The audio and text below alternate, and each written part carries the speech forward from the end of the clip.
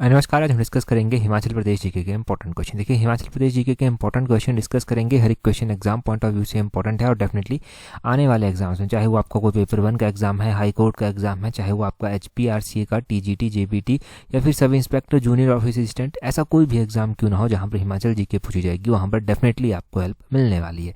तो अभी हम क्वेश्चन नंबर 1 से जो है डिस्कशन को स्टार्ट करेंगे। यहाँ पर क्या बोलते हैं, name the person who has set a world record by becoming the first Indian और Himachali to win the world type writing championship. तो बोलते हैं कि पहले भारतीय और पहले हिमाचली उस व्यक्ति का नाम बताइए जिन्होंने वर्ल्ड टाइप राइटिंग चैंपियनशिप जीतकर विश्व रिकॉर्ड बनाया है। तो ये कौन है जिन्होंने विश्व रिकॉर्ड बनाया है, टाइपिंग में इन्होंने बनाया है, फास्टेस्ट टाइपिंग इनके द्वारा की गई है। तो ये है राजेंद्र सिंह। ऑप्शन सी जो है वो सही आंसर हो जाएगा। राजेंद्र सिंह इनका नाम है, ऑप्शन सी सही आंसर हो जाएगा। थोड़ा डिटेल से हम जानेंगे, परंतु ये ध्यान रखना है कि पेशे से ये डॉक्टर हैं, तो इनके नाम के साथ डॉक्टर राजेंद्र सिंह भी इस तरह से लग सकता है।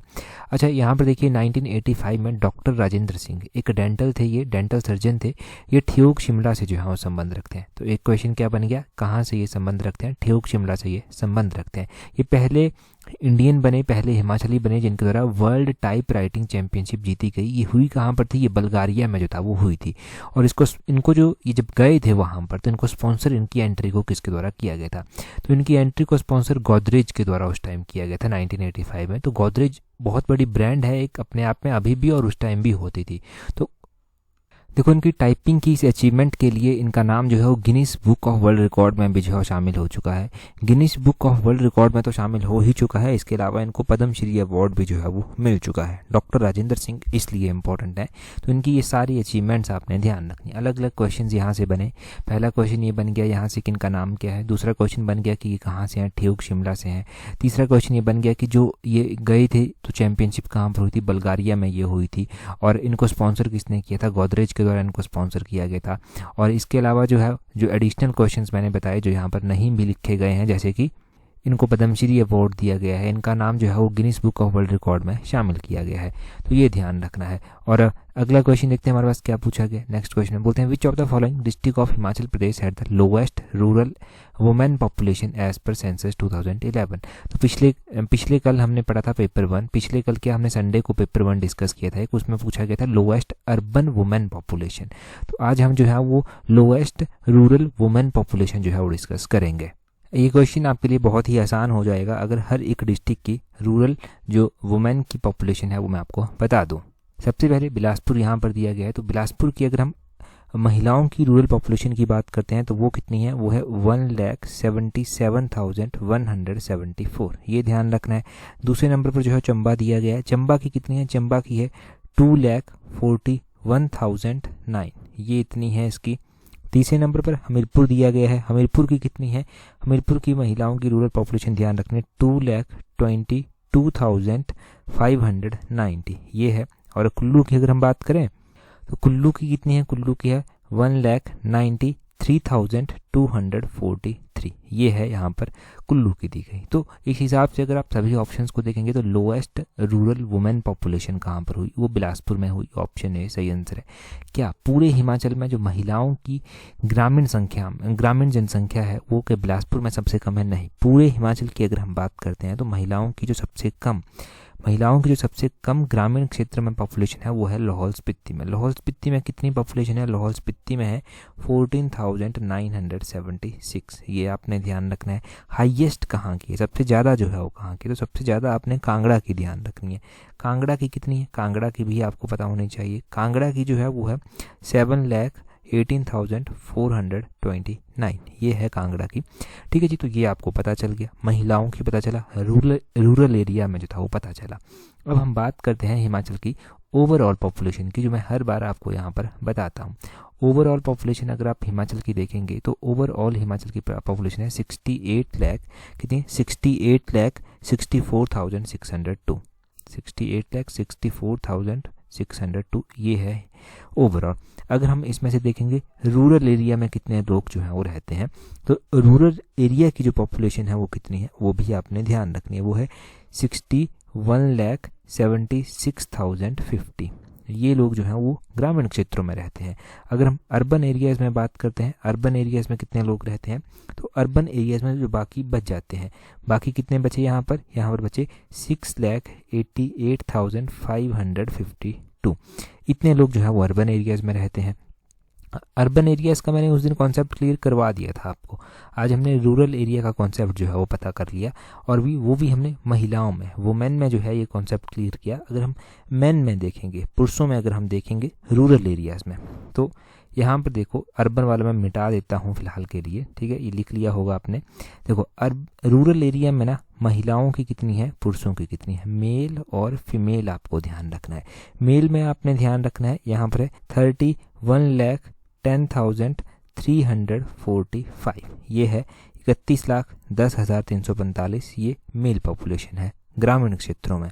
और अगर हम ग्रामीण क्षेत्रों में ओवरऑल महिलाओं की पॉपुलेशन की बात करें तो वो है 30,65,705, 65,705 ये है। तो इसमें से आपने ये भी ध्यान रखना है कि ज़्यादा कहाँ पर है, कम कहाँ पर है। मेल की अगर हम बात करते हैं ना, तो मेल की सबसे ज़्यादा हमें कहाँ पर देखने को मिलती है। देखो ये डाटा बहुत ही ज़्यादा डिटेल में है, ऐसे याद नहीं रहेगा जब तक आप इसको नोट नहीं करेंगे, नहीं तो कंफ्यूज हो जाएंगे कि मैं क्या क्या बता रहा हूँ, ठीक है। अब देखो मेल की अगर हम हाईएस्ट वन बात करते हैं कि कहाँ पर है, तो हाईएस्ट वन तो मेल की कांगड़ा में ही है। कितनी है वो हम अगले पार्ट में पढ़ेंगे, क्योंकि अभी मैं यहाँ तक ही सीमित रखता हूँ। कम कहाँ की है, कम जो है वो लाहौल स्पीति की है मेल, और फीमेल तो हमने पढ़ ही लिया। फीमेल का कॉन्सेप्ट क्लियर हो गया ना, मेल का कल करेंगे क्लियर, नहीं तो बहुत ज़्यादा कंफ्यूजिंग हो जाएगा, हौच पौच सा काम हो जाएगा, ठीक है। ये आपने यहाँ पर हर एक डाटा याद रखना है। देखो सिर्फ पढ़ाना ही काम नहीं है, आपको याद करवाना भी काम है। मैं क्या मान के चला हूँ, मैं ये मान के चला हूँ कि आपको हिमाचल की ओवरऑल पॉपुलेशन अभी तक याद हो गई है। टिप्स पर बिना ऑप्शंस देके आप याद कर लेंगे इसको, और उसके अलावा आपको हिमाचल की रूरल पॉपुलेशन भी पता चल गई है और अर्बन पॉपुलेशन भी पता चल गई है, और ये आपने याद भी कर ली है। अब आप जो याद कर रहे हैं वो आप रूरल पॉपुलेशन को महिलाओं और पुरुषों में याद कर रहे हैं, हाईएस्ट और लोएस्ट याद कर रहे हैं। बस इतना सा याद करना है। ये नंबर बहुत कम पूछे जाते हैं, बस सीधा ऐसा पूछ लिया जाएगा कहाँ पर है ज़्यादा, कहाँ पर है कम। बस पब्लिक सर्विस कमीशन खास तौर पर इस तरह के क्वेश्चंस बनाता है जब उसको क्वेश्चन टफ करना होता है, जब वो चाहता है कि एस्पिरेंट क्वेश्चंस को अटेम्प्ट ना करे। परंतु हम तो चांस नहीं ले सकते, हम तो हर एक डाटा पढ़ेंगे और एग्जाम में अच्छा परफॉर्म करेंगे अपनी ओर से। अगला क्वेश्चन देखिए, बोलते हैं at which place in Una district of Himachal Pradesh is government poultry farm. तो बोलते हैं कि ऊना जिले में कहाँ पर जो है वो गवर्नमेंट सरकारी क्षेत्र में एक पोल्ट्री फार्म जो है वो स्थित है।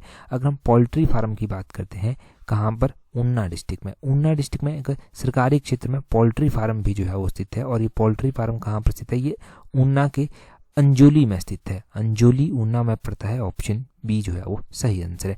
अगर मान लो यहाँ पर आपने ऑप्शंस देखे और खुद से प्रैक्टिस इस क्वेश्चन को किया हो, तो मे भी कुछ एक ने स्लोह कर दिया हो। तो स्लोह में क्या है, स्लोह में आपने क्या पढ़ा है, गवर्नमेंट के द्वारा वहाँ पर एक फ्रूट डेमोन्स्ट्रेशन फार्म जो है वो स्थापित किया गया है। वहाँ पर फ्रूट डेमोन्स्ट्रेशन फार्म जो है वो स्थापित किया गया है, जो कि आपको याद आ रहा है और जो कि एग्जाम में भी पूछा गया था। फ्रूट डेमोन्स्ट्रेशन फार्म, ठीक है, ये एलाइड के एग्जाम में क्वेश्चन पूछा गया था, फ्रूट डेमोन्स्ट्रेशन फार्म वाला। और हमने पोल्ट्री फार्म वाला पढ़ा जो कि ऊना के अंजोली में जो है वो स्थित है। ऊना में ही आपने ध्यान रखना है कि जो है वो बाबा भड़वाग सिंह मेला भी लगता है। डेरा बाबा रुद्रू जी जो है वो यहाँ पर मंदिर भी है, जो पूजा करते हैं लोग यहाँ पर जाकर। सवा नदी यहाँ पर बहती है, सवा नदी को जो है वो रिवर ऑफ सौरो भी जो है वो बोलते हैं, सौरो ऑफ ऊना इस तरह से इसको कहा जाता है। ये आपने ध्यान रखना है। ऊना पहले कांगड़ा का भाग हुआ करता था, और उसके बाद ऊना जो था वो एक अलग जिले के रूप में 1972 में बना था। परंतु पहले तो देखो, अभी तो हम देखते हैं कि ऊना एक अलग डिस्ट्रिक्ट है, चलो ठीक है 1972 में ये एक अलग डिस्ट्रिक्ट बन गया, इतना तो समझ आता है। परंतु इससे पहले ये कांगड़ा का भाग होता था। कांगड़ा का भी भाग होने से पहले ये होशियारपुर जो कि पंजाब में पड़ता है उसका भी भाग जो है वो रह चुका है। तो कब कब ये बात हुई थी, कैसे कैसे जो था फिर ऊना की स्थापना हुई, थोड़ा सा मैं आपको बता देता हूँ जल्दी में यहाँ से। आपने ध्यान रखना है कि हिमाचल प्रदेश में शामिल होने से पहले जो था वो ऊना जो था वो होशियारपुर जिले की तहसील जो था वो रह चुका है। 1966 से पहले की ये बात है। फिर 1972 में इसको एक जिले का रूप दे दिया गया। आज मैंने नोट्स भी यहाँ पर डाले हैं लिखने के लिए ताकि अच्छे से लिख सकें। 1972 में ये एक डिस्ट्रिक्ट बनता है, ये आपने ध्यान रखना है। और उसके अलावा 1966 से पहले जो था ये क्या हुआ करता था, ये होशियारपुर जो कि पंजाब में पड़ता है होशियारपुर, उसकी जो था वो एक तहसील हुआ करता था। 1966 में जो था वो इसको क्या किया गया, कांगड़ा में जो था वो मिला दिया गया। ठीक है, ये आपने ध्यान रखना है, कांगड़ा में इसको मिला दिया गया। और ऊना जो शहर है, ऊना सिटी जो है वो किसके द्वारा फाउंड की गई, किसके द्वारा इसको स्थापना की गई इसकी, ये भी आपने ध्यान रखना है। तो ऊना जो सिटी आप देखते हैं उसकी स्थापना बाबा कलाधारी के द्वारा जो था वो की गई थी। बाबा कलाधारी का नाम आपने ध्यान रखना है। ठीक है जी, बाबा कलाधारी का नाम ध्यान रखें, जिनके द्वारा ऊना की स्थापना की गई थी। प्रेजेंट टाइम में जो ऊना आप देखते हैं वो जो है वो जसवां रियासत के अंतर्गत ज़्यादा आता था। तो जसवां रियासत की स्थापना किसने की थी वो भी आपने ध्यान रखना है। जसवां रियासत की स्थापना जो था वो पूरब चंद के द्वारा की गई थी। पूरब चंद ने जसवां रियासत की स्थापना कब की गई थी, 1170 में पूरब चंद ने इसकी स्थापना की थी। ये ऊना की कहानी मैंने आपको बताई। अगला क्वेश्चन देखते हैं हमारे पास क्या है। अगला क्वेश्चन देखें, उससे पहले आपने ध्यान रखना है कि अगर आप हिमाचल के एग्जाम्स की तैयारी कर रहे हैं और कॉम्प्रिहेंसिव वे में एक ऐसी टेस्ट सीरीज आप चाहते हैं जो आपकी हर एक एग्जाम में हेल्प करे, चाहे वो आपका पेपर 1 हो, चाहे वो हाई कोर्ट का एग्जाम हो आपका, चाहे वो आपका राज्य चयन आयोग का टीजीटी जीवीटी का एग्जाम हो, स्पेसिफिक रूप से सब इंस्पेक्टर का एग्जाम क्यों ना हो आपका, तो उसमें आपको हेल्प मिल सके, वैसी हमने टेस्ट सीरीज एक लॉन्च की है जिसका लिंक नीचे डिस्क्रिप्शन बॉक्स में जो है वो दिया गया है। उस टेस्ट सीरीज में खास बात क्या है, उस टेस्ट सीरीज में खास बात यह है कि जो भी टेस्ट हम दे रहे हैं उनकी वीडियो एक्सप्लेनेशन भी जो है वो साथ में दे रहे हैं। वीडियो एक्सप्लेनेशन दे रहे हैं। अभी तक हमारे कितने टेस्ट हो चुके हैं, शेड्यूल्ड वे में हम टेस्ट जो है वो डिस्कस कर रहे हैं। 6 टेस्ट जो है वो हमारे हो चुके हैं हिमाचल जीके के टॉपिक वाइज, जिनका वीडियो एक्सप्लेनेशन भी आपको प्रोवाइड करवा दिया गया है। और उसके अलावा 2 टेस्ट हमारे नेशनल इंटरनेशनल जीके के जो है वो हो चुके हैं, जिनका वीडियो एक्सप्लेनेशन भी जो है वो आपको मिल चुका है। और उसके अलावा आपने ध्यान रखना है, अभी तीसरे नंबर का टेस्ट आएगा, उसके बाद फिर से हिमाचल जीके हम स्टार्ट करेंगे। और जो टीजीटी के एस्पिरेंट्स हैं स्पेसिफिक रूप से, उनके लिए यहाँ पर एक ऑफर रखा गया है कि जब वो ज्वाइन करेंगे तो उनको शेड्यूल्ड वे में जो है वो साइकोलॉजी की टेस्ट सीरीज भी जो है वो यहाँ पर मिलेगी। ये एक कॉम्प्रिहेंसिव टेस्ट सीरीज है जो कि आपकी हर एक एग्जाम में जो है वो हेल्प करेगी, चाहे वो आपका हिमाचल से जुड़ा कोई भी एग्जाम क्यों ना हो। हम वीडियो एक्सप्लेनेशन इसलिए कर रहे हैं ताकि रिवीजन में आपको हेल्प मिल सके, ताकि नोट्स बनाने में आपको हेल्प मिल सके। और एग्जाम से पहले 1-2 बार अगर आपने वीडियो देखी होगी और तीसरी बार आप एग्जाम से 1 महीना पहले या 1 महीने के अंदर अंदर वीडियोस देख कर जाते हैं तो आपकी रिवीजन अच्छे से हो जाएगा, कॉन्फिडेंस भी आपके अंदर आएगा। और जो अभी आप रिजल्ट देखते हैं जहाँ पर फाइनल मेरिट लिस्ट में बच्चों के नाम होते हैं, आपको भी डेफिनेटली अपना नाम वैसे ही देखने को मिलेगा। बस मेहनत आपको भी करनी पड़ेगी हमारे साथ साथ। अगला क्वेश्चन देखिए क्या बोलते हैं Kolis are known by what name in district Chamba. तो बोलते हैं कोलीज, हम ना कास्ट पढ़ते हैं, कुछ एंशियंट ट्राइब्स हैं, कुछ मॉडर्न ट्राइब्स हैं। तो देखो उसमें ही एक कास्ट आती है कोली कास्ट। कोली कास्ट एक आती है, बोलते हैं इनको डिस्ट्रिक्ट चंबा में किस नाम से जो है वो जाना जाता है। कोली जो है, ये कोली वर्ड जो है ना वो कुलारियन रीजन है ना उससे जो है ये मेल खाता है, कुलारियन रीजन से। और आपने ध्यान रखना है कि कोलीज को जो है वो डिफरेंट नेम से जो है वो जाना जाता है डिफरेंट स्टेट में, डिस्ट्रिक्ट में हिमाचल प्रदेश के। तो चंबा की अगर हम बात करें तो चंबा में इन्हें हली जो है वो कहा जाता है, चंबा में इन्हें हली कहा जाता है, ये आपने ध्यान रखना है, हली। ऑप्शन ए जो है वो सही आंसर हो जाएगा। और वैसे ही अगर हम बात करें, इनको जो है वो कुल्लू रीजन में जो है वो अलग नाम से जो है वो जाना जाता है। यहाँ पर नोट्स हमने आज बनाए हैं। कुल्लू में इनको किस नाम से जो है वो जाना जाता है, कुल्लू में इनको जो है वो कोली भी कह देते हैं, कुल्लू में कोली कह देते हैं। और इसमें जो है वो चनाल CHANAL इस तरह से भी जो है वो कहते हैं। ये सारी बातें किताबों में लिखी हुई आपको मिल जाएंगी एग्जैक्टली, परंतु रिवीजन करना ज़रूरी है। कोली ही इनको शिमला में बोलते हैं, शिमला में इनको जो है वो कोली बोल देते हैं, शिमला सिरमौर के क्षेत्रों में। और शिमला सिरमौर के अलावा मंडी कांगड़ा में अगर हम बात करें तो मंडी कांगड़ा सिरमौर में इनको चनाल भी जो है वो बोलते हैं। और जो सबसे इंपॉर्टेंट है एक तो चंबा है, चंबा के अलावा जो दूसरे नंबर पर इंपॉर्टेंट है वो लाहौल भी इंपॉर्टेंट है। लाहौल में क्या बोलते हैं, लाहौल में सिप्पी जो है वो बोल देते हैं, ये आपने ध्यान रखना है। तो ये मॉडर्न ट्राइब्स के ऊपर भी क्वेश्चंस पब्लिक सर्विस कमीशन ने टाइम टू टाइम पूछे हैं। अगर हम बात करते हैं इनके बीच में कस्टम किस किस तरह के आते हैं, तो इनके बीच में जो कस्टम्स में मुख्य रूप से जो है वो एक जो है वो थार आता है, थार कस्टम एक आता है। इसमें क्या होता है, इसमें कोई भी अगर अननेचुरल डेथ जो है वो मर जाता है तो उस टाइम ये कस्टम जो है वो परफॉर्म किया जाता है। एक चबूतरा जो है वो कस्टम आता है इनके बीच में। चबूतरा मतलब एक प्लेटफॉर्म, इनके जो डिपार्चर्ड सॉल है, जो इंसान जा चुका है, उसके लिए एक ट्री प्लांट कर देंगे, कुछ इस तरह से जो है वो यहाँ पर किया जाता है। बाल काटने के जो कस्टम इनके बीच में होते हैं, बच्चे के जो पहले बाल काटे जाते हैं उसको जट्टी जो है वो इनके बीच में कहते हैं, जट्टी उसको कहा जाता है। और अगर आप बात करें मुख्य रूप से जो भगवान इनके बीच में माने जाते हैं, लॉर्ड कृष्णा को ही अपने लोकल देवता के रूप में मानते हैं, लॉर्ड कृष्णा आपने ध्यान रखना है, भगवान कृष्णा। और नारायण को ये रीजनल देवता के रूप में जो है मानते हैं, ये भी ध्यान होना चाहिए। नारायण को रीजनल डाइटी और कृष्णा को लोकल डाइटी, ठीक है जी, ये आपने यहाँ से सारी बातें ध्यान रखनी है। कोई भी रिलेटेड क्वेश्चन यहाँ से बने तो डेफिनेटली अब सही होना चाहिए। अगले क्वेश्चन में क्या बोलते हैं who led the campaign against the Gorkhas in Jubbal, Chaupal and Ravingarh. तो बोलते हैं कि गोरखाओं के खिलाफ जो एक कैंपेन चलाया गया था, चाहे वो जुब्बल में चलाया गया था, चाहे वो चौपाल में चलाया गया था, चाहे वो राविनगढ़ में चलाया गया था, वो किसके द्वारा जो था वो चलाया गया था। तो जुब्बल, चौपाल और राविनगढ़ की ये रियासतें जो ठकुराइनें जो हुआ करती थी, यहाँ पर जेम्स बेली फ्रेजर के द्वारा ये अभियान चलाया गया था। ऑप्शन ए सही आंसर हो जाएगा। जेम्स बेली फ्रेजर यहाँ पर इस अभियान को चलाते हैं। तो क्या क्या क्वेश्चन यहाँ से बनते हैं, यहाँ से ही एक और क्वेश्चन बन सकता है। क्वेश्चन क्या यहाँ से बन सकता है, क्वेश्चन इस तरह से पूछ सकते हैं आपसे कि जब गोरखाओं के द्वारा आक्रमण किया गया था तो उस समय जुब्बल रियासत के राजा जो था वो कौन थे, जुब्बल रियासत के शासक जो था वो कौन थे। तो उस टाइम पूर्णचंद का नाम आपने ध्यान रखना है। पूर्णचंद जो था वो जुब्बल के शासक थे। जुब्बल रियासत की स्थापना जो था वो करमचंद के द्वारा जो था वो की गई थी। और जुब्बल रियासत स्टार्टिंग में जो था ना वो सिरमौर रियासत की जागीर जो था वो हुआ करती थी। ये भी आपने ध्यान रखना है, स्टार्टिंग में ही सिरमौर रियासत की जागीर जो था वो हुआ करती थी। राविनगढ़ की अगर हम बात करते हैं तो राविनगढ़, इसकी स्थापना किसके द्वारा की गई थी। राविनगढ़ की स्थापना जो था दुनीचंद के द्वारा जो था वो की गई थी। और सिरमौर रियासत के एक राजा थे जिनका नाम वीर प्रकाश था। वीर प्रकाश जो था वो राविनगढ़ में जो है वो किला बनाते हैं जिसको राविनगढ़ किला कहते हैं, राविनगढ़ दुर्ग जिसको बोलते हैं, उसकी स्थापना जो था वो की गई थी इनके द्वारा। तो क्वेश्चन ये पूछा जाएगा कि राविनगढ़ किला किसके द्वारा बनवाया गया था। तो वो किला जो था वो वीर प्रकाश के द्वारा बनवाया गया था। वीर प्रकाश कहाँ के राजा थे, सिरमौर के राजा थे।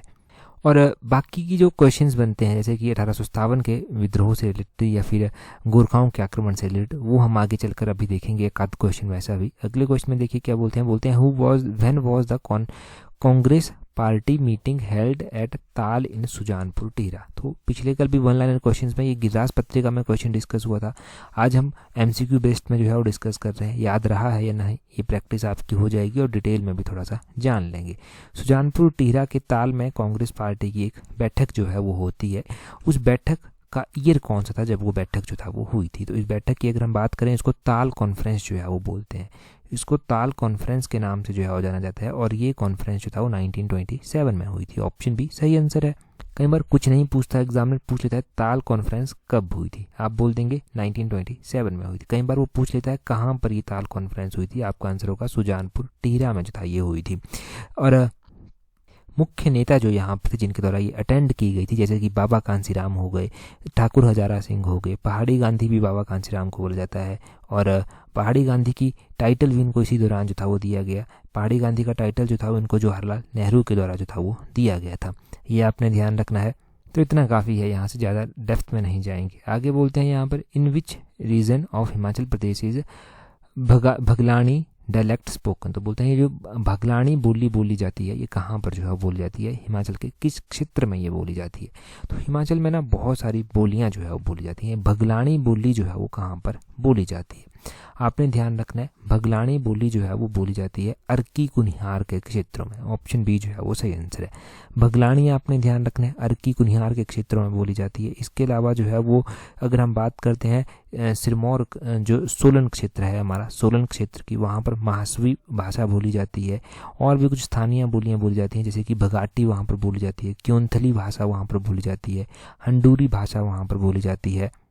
अगर हम बात करते हैं वैसे ही कुल्लू की, तो कुल्लू में वैसे हम पढ़ते हैं कुल्लवी बोली जाती है, परंतु कुल्लू का जो मल्लाना गांव है वहाँ पर जो है वो कौन सी बोली बोली जाती है, तो मल्लाना में आपने ध्यान रखना है कनासी बोली बोली जाती है। कौन सी, कनासी बोली यहाँ पर बोली जाती है मल्लाना में। तो मल्लाना की बोली पता चल गई। कई बार पूछा जाता है कि होमस्कंद भाषा कहाँ पर बोली जाती है, तो होमस्कंद भी आपने ध्यान रखनी है, ये कहाँ पर बोली जाती है, ये किन्नौर के क्षेत्रों में जो है वो बोली जाती है। किन्नौर में हमें और भी बोलियाँ देखने को मिलती हैं, जैसे कि किन्नौर में जो है वो किन्नौरी भाषा मुख्य रूप से जो है जिसको हम किन्नौरी भाषा बोलते हैं वो बोली जाती है। होमस्कंद आपने ध्यान रखना है कहाँ पर बोली जाती है, किन्नौर में जो है ये बोली जाती है। छितकुली भाषा भी यहाँ पर बोली जाती है। यहाँ पर जो है वो सुनामी भाषा भी बोली जाती है, तो सुनामी भी आपने ध्यान रखना है, सुनामी भी ध्यान रखना है, होमस्कंद ध्यान रखना है, कनासी ध्यान रखना है, कनासी मल्लाना की है। और लाहौल और स्पीति की बात करें तो लाहौल के लोगों के द्वारा लाहौली भाषा बोली जाती है, स्पीति के लोगों के द्वारा जो है वो तिब्बती भाषा भी बोली जाती है। लाहौल स्पीति में रंगलोई भाषा, वहाँ पर गारा भाषा, वहाँ पर चाकसा भाषा बोली जाती है। तो अलग अलग बोलियाँ वहाँ पर बोली जाती हैं। बाकी तो कहलूर में, कहलूर जिसको अभी बिलासपुर बोलते हैं, वहाँ पर जो है वो कौन सी भाषा बोली जाती है, कहलूरी भाषा बोली जाती है। मंडी में मंडियाली भाषा बोली जाती है, चंबा में चंबियाली भाषा बोली जाती है, और हमारी जो पहाड़ी भाषा आती है उसकी लिपि जो है वो क्या है, तो टांकरी, टांकरी उसकी लिपि है। ये क्वेश्चन पूछा भी जाता है एग्जाम में, पटवारी जैसे एग्जाम में एक आधी बार मैंने देखा है ये क्वेश्चन बहुत पहले। अगला क्वेश्चन देखते हैं हमारे पास क्या पूछा गया है। अगले क्वेश्चन में बोलते हैं which of the following pair is correctly match. तो यहाँ पर रियासतें दी गई हैं, उनके फाउंडर दिए गए हैं, आपको बताना है कौन सा करेक्टली मैच ही है। तो देखिए सबसे पहले बात जसवां की गई है। यहाँ पर ना ध्यान देना है एक बात को, यहाँ पर नॉट करेक्टली मैच होगा, नॉट करेक्टली मैच, ठीक है, कि कौन सा सही रूप से सम्मिलित यहाँ पर नहीं किया गया है, तो यहाँ पर नॉट होगा, ठीक है जी, नॉट होगा, नहीं मेल किया गया है। स्टेट होगा पहले जसवां। जसवां की बात करें तो इसकी स्थापना जो था वो किसके द्वारा की गई थी, पूरबचंद के द्वारा की गई थी। अभी हमने पढ़ा भी था थोड़ी देर पहले कि जसवां की स्थापना जो था वो पूरबचंद के द्वारा की गई थी। बिल्कुल सही बात हो गई कि जसवां की स्थापना पूरबचंद ने की थी। इसके जो लास्ट रूलर थे वो कौन थे, उमेद सिंह इसके लास्ट रूलर थे। ये आपने ध्यान रखना है, उमेद सिंह का नाम। ये कोई नई चीज़ें तो है नहीं, बस याद ही करना है, तो बस अभी ऐसे ही याद होगा ये पढ़ कर ही। कुटलहर की बात करते हैं अगर आप, तो कुटलहर की स्थापना किसने की थी, जसपाल के द्वारा इसकी स्थापना की गई थी। बिल्कुल सही बात है कि जसपाल के द्वारा ही जो था वो कुटलहर रियासत की स्थापना की गई थी। इसके अंतिम शासक कौन थे, लास्ट रूलर इसके कौन थे, लास्ट रूलर थे इसके बृजमोहन पाल, बृजमोहन पाल इसके लास्ट रूलर थे। इनका नाम आपने ध्यान रखना है। यहाँ पर ठियोग दिया गया है, ठियोग की स्थापना किसने की थी, मूलचंद ने इसकी स्थापना की थी। अरे नहीं, मूलचंद ने इसकी स्थापना नहीं की थी, जयचंद के द्वारा इसकी स्थापना जो था वो की गई थी। जयचंद ने ठियोग की स्थापना की थी। और ठियोग के जो लास्ट रूलर थे वो कौन थे, इसके लास्ट रूलर जो था वो कृष्णचंद थे, कृष्णचंद जो था वो इसके लास्ट रूलर थे। तो ऐसे ध्यान रख लेना है कि ठियोग में जो है वो जय कृष्ण के नारे लगे, तो ठियोग में जय कृष्ण के नारे लगे तो जयचंद यहाँ पर पहले शासक आगे, कृष्णचंद यहाँ पर अंतिम शासक आगे। मूलचंद भी तो आपने कहीं ना कहीं पर पढ़ा है कि मूलचंद कहाँ के, कौन सी रियासत के जो था संस्थापक थे। तो मूलचंद की अगर आप बात करते हैं कि मूलचंद का नाम कहाँ पर जो है वो पड़ा है, तो इनके द्वारा स्थापना की गई थी। एक सारी ठकुराई आती थी, सारी ठकुराई या रियासत कह लीजिए, जिसकी स्थापना इनके द्वारा की गई थी।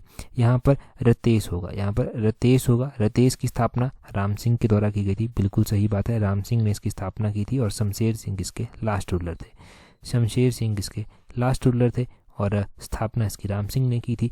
तो नॉट करेक्टली मैच होगा, Theog not correctly match, option C सही आंसर है। अगले क्वेश्चन में भी वही बोला गया है, विच of the following is not correct. तो इनमें से कौन सा सही रूप से मेल नहीं खाता।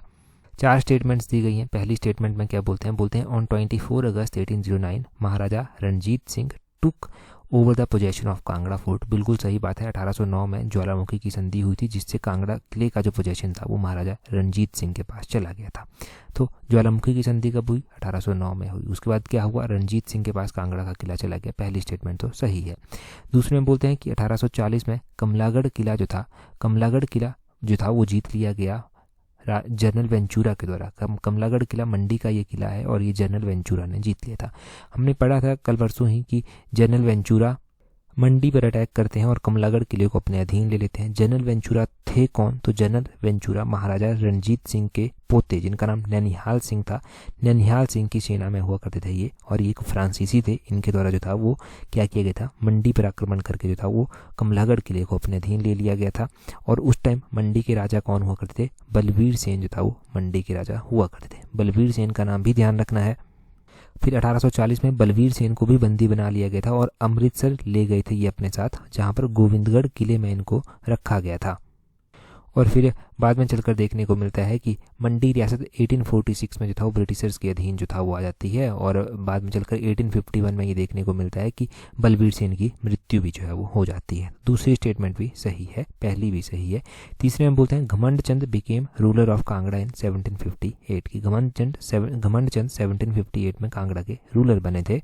देखो घमंड चंद ना 1758 में कांगड़ा के रूलर नहीं बने थे, ये 1751 में जो था वो कांगड़ा के रूलर जो था वो बने थे। 1751 में इन्होंने कांगड़ा का राजपाट जो था वो संभाला था। 1751 आपने ध्यान रखना है।